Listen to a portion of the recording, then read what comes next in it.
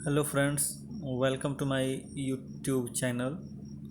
और आज हम एक नया चैप्टर शुरू करने जा रहे हैं, दैट इज़ एनिमल किंगडम।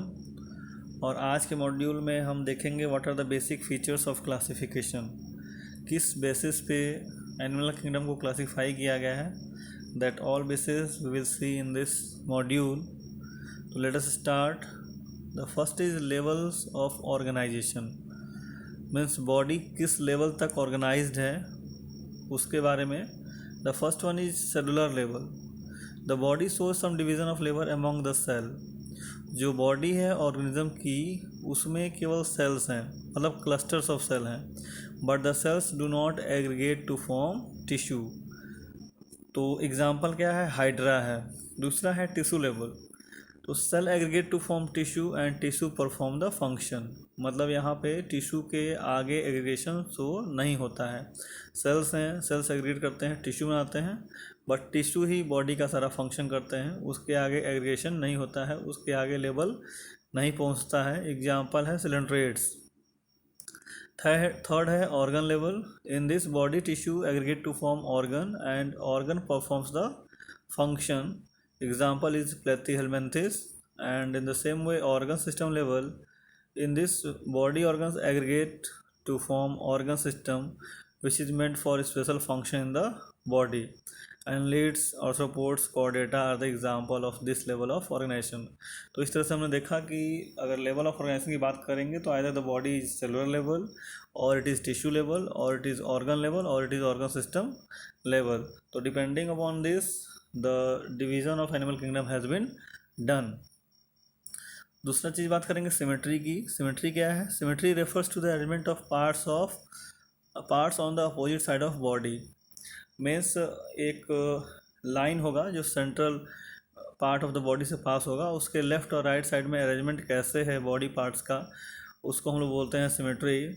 और फॉलोइंग टाइप्स का है ये। पहला है asymmetrical body. Any line that passes through the center does not divide the animal into two equal halves. Example is sponges.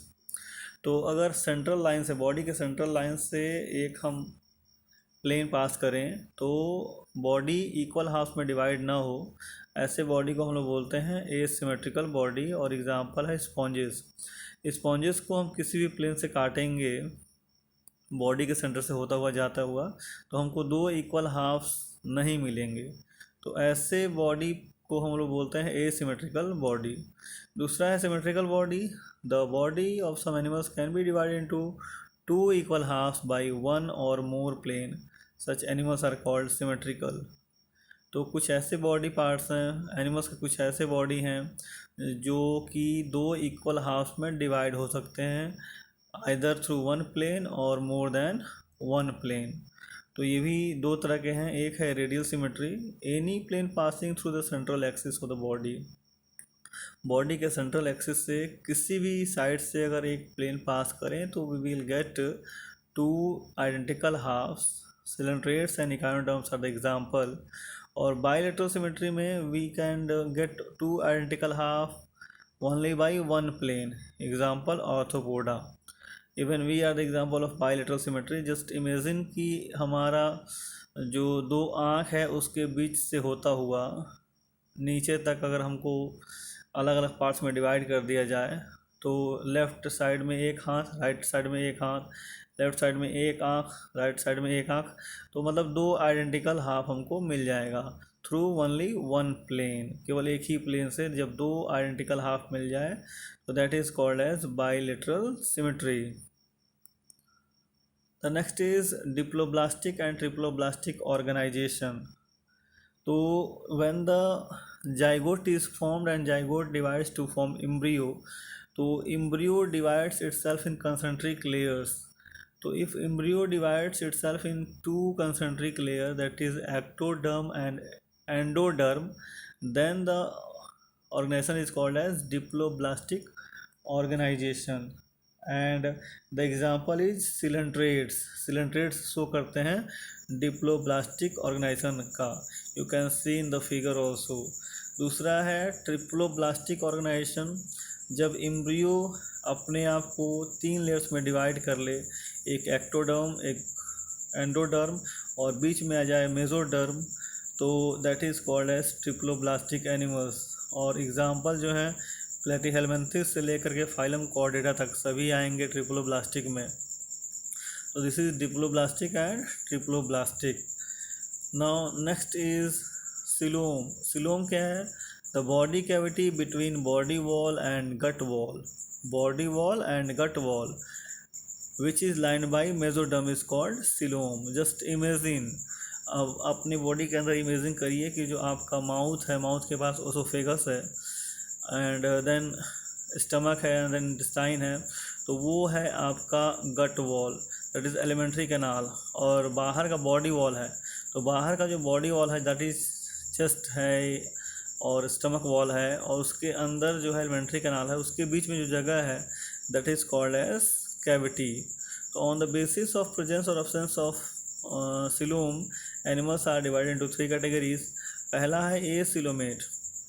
A coelomate क्या होता है? That is coelom totally absent, coelom होगा ही नहीं, तो that is absence of coelom is called acoelomate. And कौन आएगा इसमें? प्लेटीहेलमिन्थेस इस कैटेगरी में आएगा। दूसरा है pseudocoelomates, means false coelom cavity present, an example is aschelminthes. तो फॉल्स सिलोम कहने का मतलब क्या है कि जो मेसोडर्म है वो मेसोडर्म स्कैटर्ड पाउचेस के फॉर्म में प्रेजेंट होगा, कंप्लीटली डेवलप नहीं होगा, तो that is called as pseudocoelomates. और एक होते हैं coelomates, means having true coelom. तो ट्रू सिलोम कहने का मतलब क्या है? जो मेसोडर्म है that is well develop and is lined by mesodermal tissue. तो such type of animals having true coelom they are called as coelomates. और एग्जांपल्स क्या हैं? They are annelids.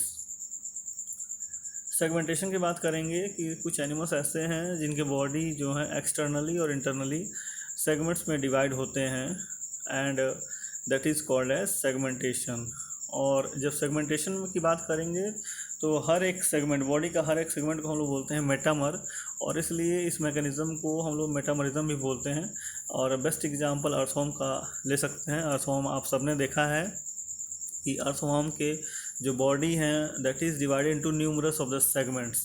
तो this process is called as segmentation and each segment of the body of earthworm or segmented animal is called as a metamer, and that's why the mechanism is also called as metamerism.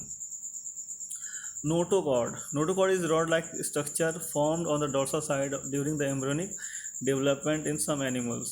तो जो notochord है that is developed as our backbone. जो notochord है वही क्या हो जाता है?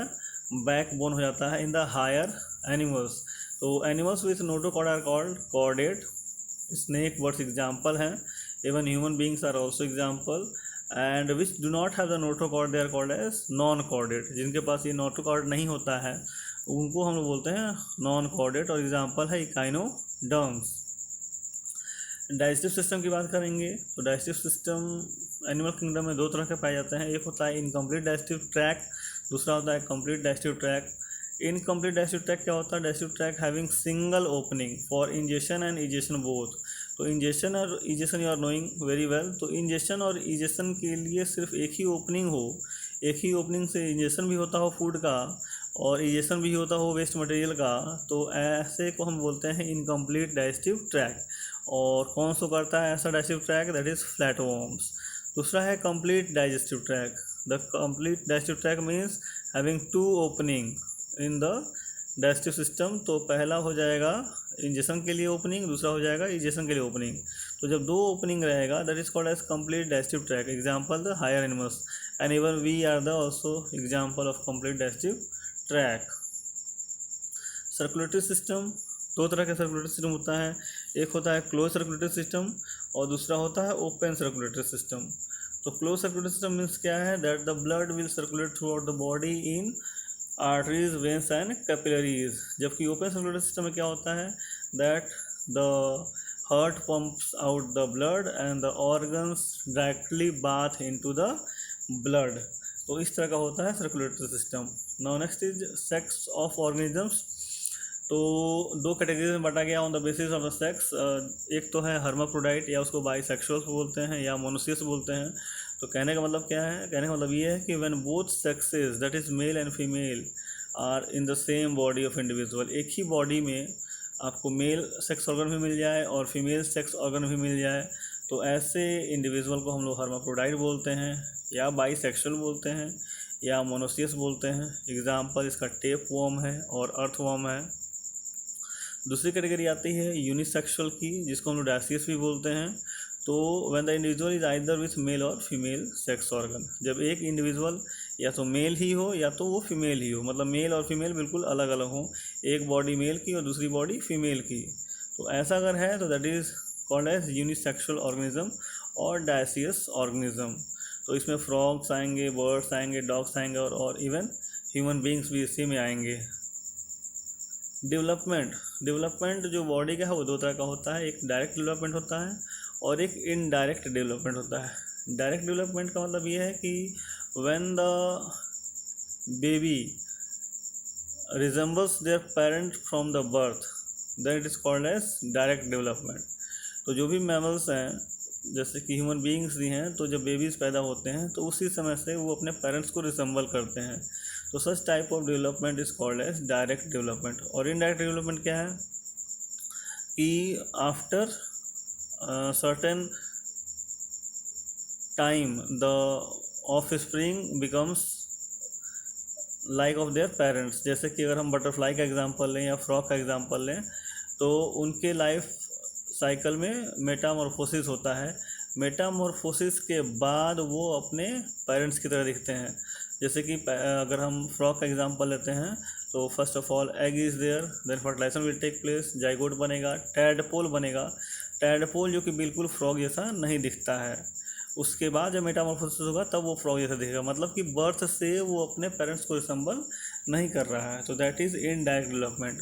अब बटरफ्लाई का एग्जांपल ले लेते हैं, तो बटरफ्लाई में भी पहले जो है इम्ब्रियो है, प्यूपा है, कैटरपिलर है, और तब जाके वो बनता है बटरफ्लाई।